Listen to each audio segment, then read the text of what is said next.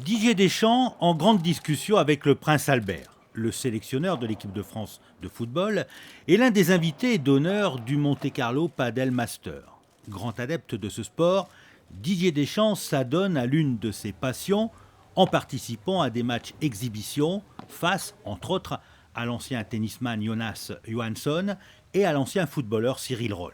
J'ai découvert le paddle et le footy après ma carrière de joueur, donc j'en profite un petit peu, je prends beaucoup de plaisir et puis on fait ça entre potes, donc c'est très agréable. J'ai découvert quand j'étais à l'OM, à Cassis, voilà, on m'a fait découvrir ça, il y avait un terrain de paddle et je me suis mis, avant je jouais un petit peu au tennis et puis voilà, je trouve que c'est très ludique, voilà, ça permet de faire de l'activité avec beaucoup de plaisir. Donc voilà, j'ai découvert, maintenant je continue d'y jouer. Même en n'ayant pas une grande technique, on arrive toujours à jouer. Bon, après, lorsqu'on voit le niveau du championnat du monde là, ils font un autre sport, mais je trouve que il y a les lectures de trajectoire, il y a l'effort physique, sans être aussi exigeant que le squash par exemple. Donc, puis c'est en plein air.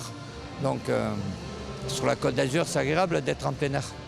Pendant 6 jours, le chapiteau de Fontvieille, spécialement aménagé, accueille la 2e édition du Monte-Carlo Padel Master, l'une des 21 étapes du World Padel Tour, qui se déroule sur 3 continents. C'est l'équivalent d'un tournoi du Grand Chelem en tennis. Sur le court central, les 32 meilleures paires du circuit mondial. Moi, c'est un rêve d'enfant. J'étais joueur professionnel de padel, le seul monégasque d'ailleurs. Et créer un tournoi à Monaco et en plus un Masters, c'est un rêve. Il faut avoir un peu de patience peut-être avec le public. On a le double de public que l'année dernière.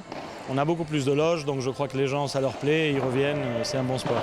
Né au début des années 60 au Mexique, ce sport de raquette s'est professionnalisé en Argentine avant de s'enraciner en Espagne, où l'on compte pas moins de 4 millions de pratiquants. Aujourd'hui encore, l'Espagne et l'Argentine restent le berceau de ce jeu. En Argentine, on fait longtemps que ça joue, ça a commencé au Mexique, alors comme on était proche, ça a commencé à se développer très vite, après à l'Espagne, et aussi à l'Espagne aujourd'hui c'est un boom.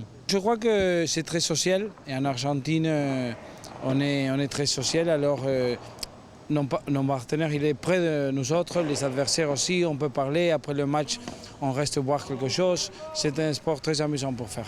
C'est très complet, il y a du physique, il y a du technique, il y a du tactique, parce qu'on a, comme on a l'aide des murs, le point c'est très difficile pour gagner, alors il faut penser beaucoup, avoir de la patience. Comparé par les uns à du squash et par les autres à du mini-tennis, le padel est un mélange de ces deux sports. Il se joue sur un court de 10 mètres sur 20 mètres, avec un revêtement en synthétique et une vitre sur les côtés et en fond du court sur laquelle les joueurs peuvent s'appuyer. Le décompte des points est le même qu'au tennis. Les rencontres se disputent en 2 sets gagnants, des sets de 6 jeux. La balle est quasiment la même qu'au tennis, balle qui est quand même sous-gonflée. La raquette, en revanche, est différente, avec un manche beaucoup plus court, un tamis sans cordage mais plein, percé de trous pour l'aérodynamisme. Le Monte-Carlo Padel Master s'enrichit pour sa 2e édition d'un tournoi féminin qui lui aussi rassemble les meilleures joueuses de la discipline. Chez les hommes, c'est le Brésilien Pablo Lima associé à l'Argentin Fernando Bela qui l'emporte en 2-7. Victoire en 2-7 aussi chez les femmes pour la paire espagnole Marta Marrero Alejandra Salazar. Les vainqueurs se voient remettre un trophée créé par la maison Cartier.